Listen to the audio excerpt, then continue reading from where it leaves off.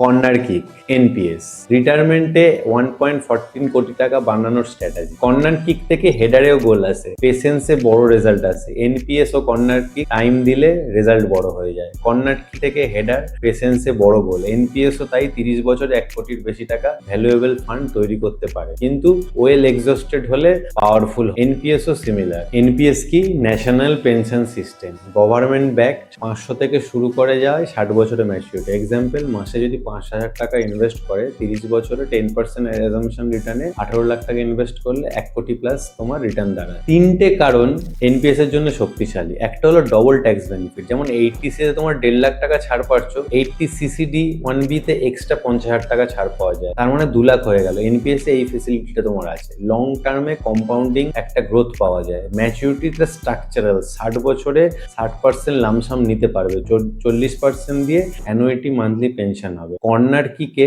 টল player দরকার, লম্বা। NPS এও দরকার লং হরিজন। ডিসক্লেমার, 10%টা কিন্তু অ্যাজাম, এনপিএস রিটার্ন ভ্যারি করে। এনপিএস কিভাবে স্টার্ট করবে স্টেপ বাই স্টেপ বলবো, ডিএম করো এনপিএস। আমি সৌরভ হালদার, এইটা হলো the beautiful game of money.